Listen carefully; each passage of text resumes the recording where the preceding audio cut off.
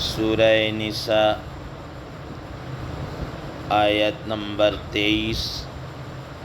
آپ حضرات کے پاس پیج نمبر ہے 160، پارے کا آخری پیج ہے۔ اعوذ باللہ من الشیطان الرجیم، بسم اللہ الرحمن الرحیم۔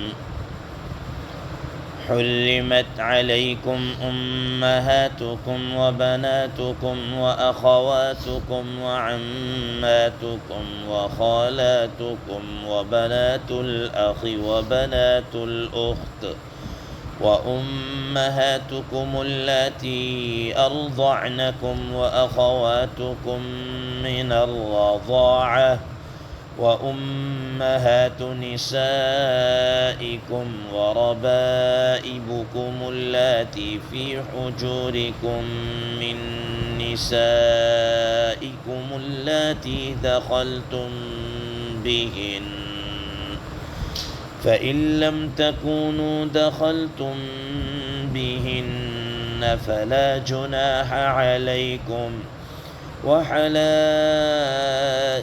أبنائكم الذين من أصلابكم وأن تجمعوا بين الأختين إلا ما قد سلف، إن الله كان غفورا رحيما۔ صدق الله العظيم۔ اللهم صل على محمد النبي الأمي وعلى آله وسلم تسليما كثيرا كثيرا۔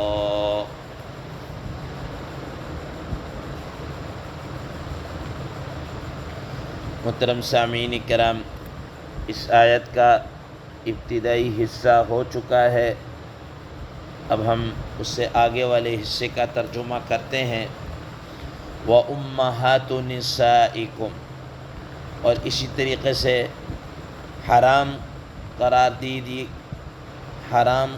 دے دی گئی ہیں تمہارے اوپر تمہاری بیویوں کی مائیں، یعنی تمہاری ساس۔ وَرَبَائِبُكُمُ اللَّاتِي فِي حُجُورِكُم مِّن نِّسَائِكُمُ اللَّاتِي دَخَلْتُم بِهِنَّ، اور اسی طریقے سے حرام قرار دے دی گئی ہیں تمہاری ستیلی بیٹیاں جو تمہاری بیویوں سے ہیں، وہ بیویاں جن سے تم نے دخول کر دیا۔ فَإِن لَّمْ تَكُونُوا دَخَلْتُم بِهِنَّ فَلَا جُنَاحَ عَلَيْكُمْ، اگر ان بیویوں سے دخول نہیں کیا تو ان سے نکاح کرنے میں کوئی حرج نہیں ہے۔ وَحَلَائِلُ أَبْنَائِكُمُ الَّذِينَ مِنْ أَصْلَابِكُمْ، اور تمہارے حقیقی بیٹوں کی بیویاں وہ بھی حرام ہیں۔ وَأَن تَجْمَعُوا بَيْنَ الْأُخْتَيْنِ إِلَّا مَا قَدْ سَلَفَ، اور یہ بھی تمہارے اوپر حرام ہے کہ تم اکٹھے دو بہنوں کو ایک ساتھ رکھو، إِلَّا مَا قَدْ سَلَفَ، مگر یہ کہ جو پہلے گزر چکا۔ إِنَّ اللَّهَ كَانَ غَفُورًا رَحِيمًا، بے شک اللہ تبارک و تعالیٰ بڑے بخشنے والے، بڑے مہربان ہیں، رحمت والے۔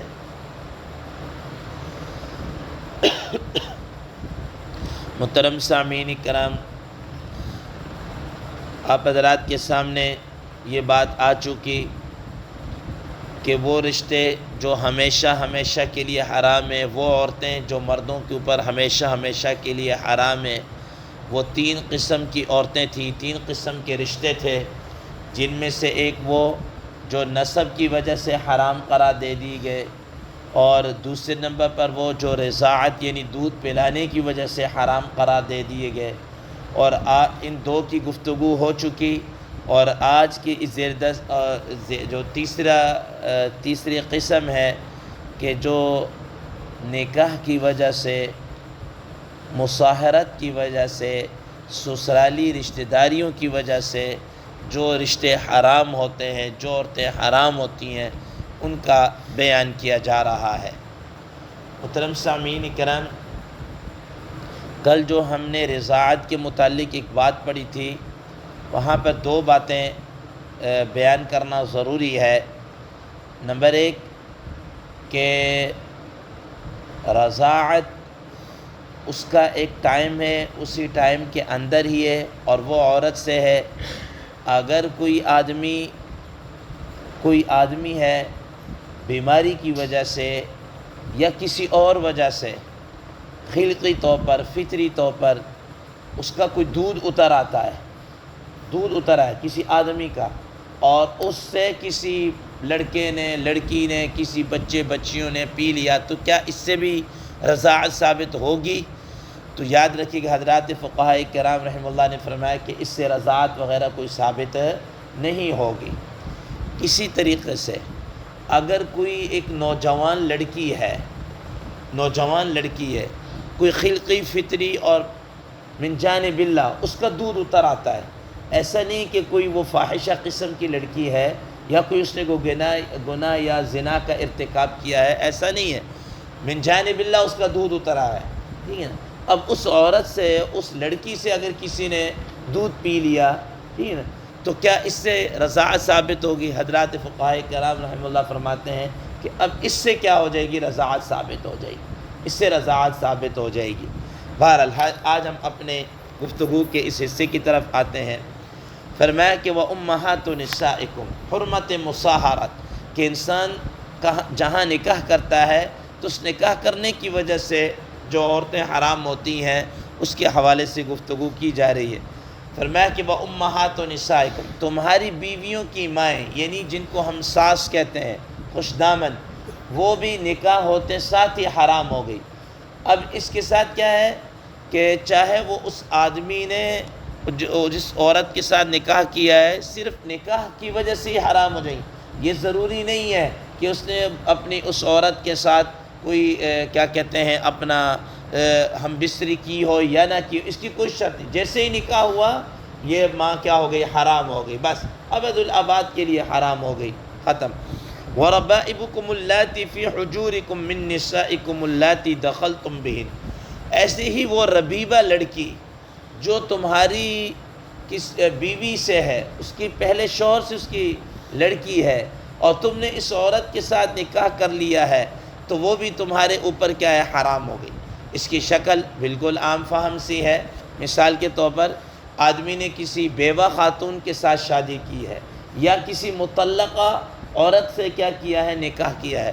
اس بیوہ یا مطلقہ عورت کی پہلے خامن سے کیا ہے؟ کوئی بیٹی موجود ہے، اب آپ نے اس عورت کے ساتھ نکاح کیا تو وہ لڑکی جو اس کی پہلے خامن سے ہے وہ آپ کی پرورش کے اندر آ گئی ہے، زیر تربیت کے اندر آ گئی ہے، وہ آپ کی ربیبہ لڑکی کہلاتی ہے، ربیبہ خاتون، وہ ربیبہ کہلاتی ہے، ٹھیک ہے۔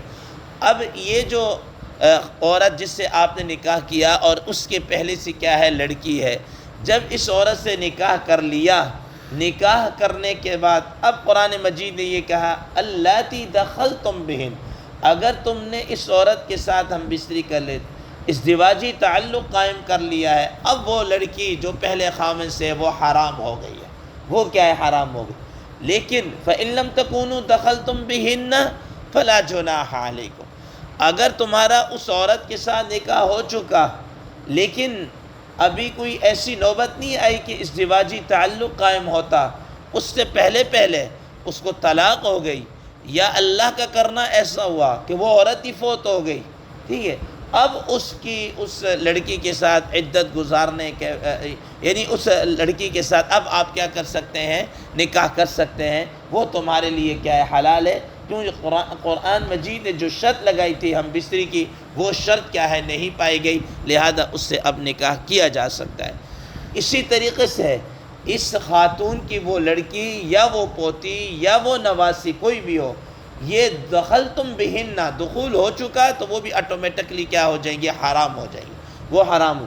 اگر دخول نہیں ہوا، ہم بستری نہیں ہوئی، تو اب جناب اعلیٰ کیا ہے؟ اور طلاق کی نوبت یا فوت ہو گئی تو اب اس کی نواسی یا کیا کہتے ہیں پوتی وغیرہ سے نکاح کرنا کیا ہے؟ جائز ہے۔ وَحَلَائِلُ أَبْنَائِكُمُ الَّذِينَ مِنْ أَصْلَابِكُمْ، ایسے ہی تمہارے حقیقی بیٹوں کی جو بیویاں ہیں وہ بھی تمہارے اوپر حرام ہیں، وہ بھی تمہارے اوپر حرام ہیں، جن کو ہم بہو کہتے ہیں۔ ہمارے عرف کے اندر اس رشتے کو بہو کہا جاتا ہے۔ تو جیسے ہی اب بیٹے کا نکاح ہوا اس لڑکی کے ساتھ، یہ آپ کی بہو بن گئی۔ اب چاہے اس کے ساتھ ازدواجی تعلق قائم ہو یا نہ ہو، نکاح ہونے کے ساتھ ہی حقیقی بیٹے کی وہ جو بیوی ہے وہ ابد الآباد کے لیے کیا ہو چکی ہے؟ حرام ہو چکی ہے، حرام ہو چکی ہے۔ اسی طریقے سے کہ پوتی ہو گئی، کیا کہتے ہیں، پوتے کی بیوی ہو گئی، نواسے کی بیوی ہو گئی، یہ بھی جناب حقیقی بیٹوں کی طرح ہی ہے، یہ بھی ہمیشہ کے لیے کیا ہے؟ حرام ہے۔ یہاں پہ قرآن مجید نے اصلابکم وحلائل ابنائکم الذین من اصلابکم، حقیقی بیٹوں کی قید لگائی ہے۔ حضرات مفسرین کرام رحمہ اللہ فرماتے ہیں کہ اس کے اندر اگر کوئی لے پالک منہ بولا اگر بیٹا ہے، اس کی بیوی اس میں شامل نہیں ہے، وہ حقیقی بیٹا نہیں ہے۔ جیسا کہ خود قرآن مجید کی آیات مبارکہ سورہ احزاب 22ویں پارے کے اندر نبی کریم صلی اللہ تعالیٰ علیہ وسلم نے جو حضرت زید بن حارثہ رضی اللہ تعالیٰ عنہ کو اپنا منہ بولا بیٹا بنایا ہوا تھا، اور اس کا نکاح حضرت زینب بنت جحش رضی اللہ تعالیٰ عنہا سے ہوا پڑا تھا۔ بعد میں ان کی انبن ہو گئی، اور انبن ہونے کے بعد نہیں معاملات چل سکے، اسے طلاق دے دی۔ طلاق دینے کے بعد رسول اللہ صلی اللہ تعالیٰ علیہ وسلم نے ان کی بیوی سے کیا کیا؟ بعد میں عدت گزارنے کے بعد نکاح کیا تھا، اور اس پر منافقین نے اور دیگر لوگوں نے بڑا واویلا پروپیگنڈا کیا۔ اللہ تبارک و تعالیٰ نے اسی مسئلے کو سمجھانے کے لیے بھی قرآن مجید کی آیات کو کیا اتارا کہ منہ بولا بیٹا یہ کوئی چیز نہیں ہے، منہ بولی بہن یہ کوئی چیز نہیں، منہ بولا باپ یہ کوئی چیز نہیں ہے۔ یاد رکھیے گا، اگر کسی نے منہ بولا بیٹا بنا بھی دیا تو آپ کی جو حقیقی بیٹیاں اس کا اس سے پردہ ہے، آپ کی جو حقیقی بیوی ہے اس کا اس سے پردہ ہے، آپ کی جو دیگر محرمات ہیں اس کا اس سے پردہ ہے، ٹھیک ہے نا، اس کا اس سے پردہ ہے۔ اس طرح منہ بولی بہن ہے تو ایسا نہیں ہے کہ منہ بولی بہن کے ہونے کی وجہ سے اب جناب اللہ سارے معاملات ٹھیک ہو گئے، نہ، ایسا نہیں ہے۔ اس سے آپ منہ بولی بہن سے آپ نکاح بھی کر سکتے ہیں، اگر کوئی اور شرعی کوئی ایسی کوئی قباحت نہ ہو آپ اس سے نکاح کر سکتے ہیں۔